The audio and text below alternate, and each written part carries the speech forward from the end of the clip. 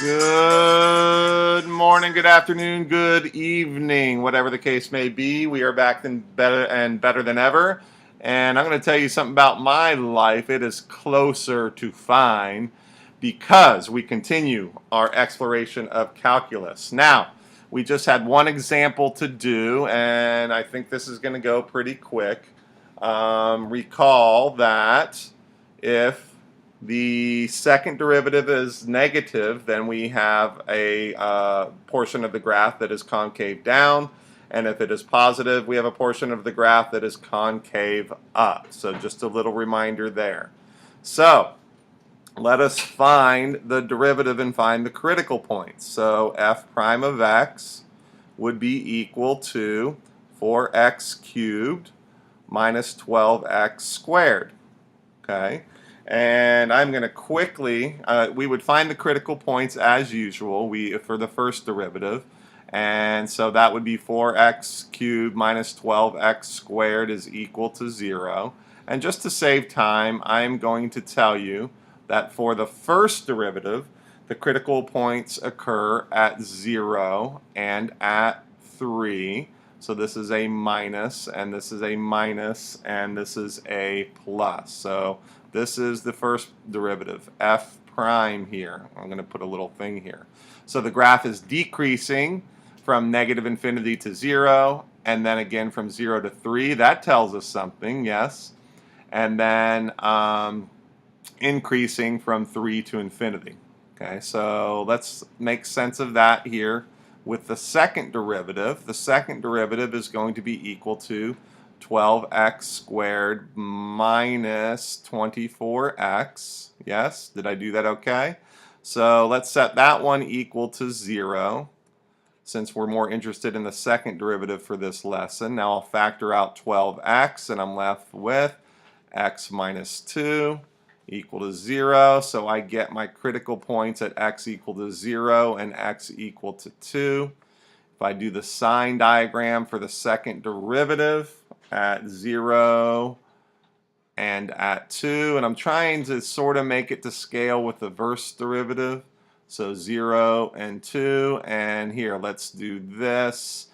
Okay, so -1, this would be a negative times a negative is a positive, so this is positive. If I choose 1, a positive times a negative is a negative. And then choose 3, positive, so I have a positive. Okay, so let's see. We are decreasing here, we are decreasing here, we are increasing here. So we go from decreasing to increasing. Yes. Okay, and then here we know that we are, let me do this in blue. We are concave up, we are concave down, and then we are concave up at these critical points. Okay, so what in the world does that mean? Okay, so I'm going to focus on the second derivative critical points here, and then I'll show you the graph. So at 0, the point 0, we put 0 or substitute 0 into the original function, and we get the value 5. At 0, 5, we go from concave up to concave down. Okay, it changes from concave up to concave down.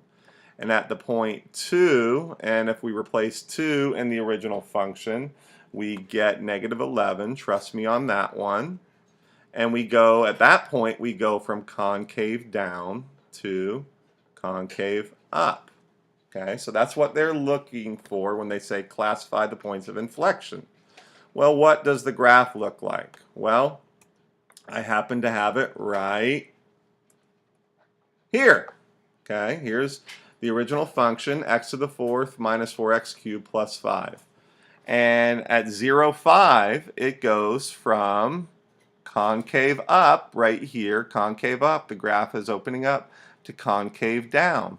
Okay, so between the first derivative and the second derivative, you realize you have the graph is continually decreasing. So what you should realize is you have a shape exactly what we have, something like this. Yes, between this one and this one. Concave up to concave down. Okay? And so we're concave down, concave down, concave down. We're still opening downwards until we hit the point 2, -11, which we discovered right here. And the graph becomes concave up. And that makes sense with the first derivative because we go from decreasing to increasing. Or we don't have anything funky happening here. We go from decreasing to increasing at another point. Okay, so decreasing, decreasing, decreasing, concave down, and then increasing concave up. Okay. So if we're going to have a what they call a stationary point of inflection here, where the graph continues its path of either increasing, or always decreasing, then it'll match up with the second derivative point here. So decreasing, decreasing, decreasing. Derivative is equal to 0. See how the derivative is equal to 0. And then decreasing some more, but we do have a change in shape.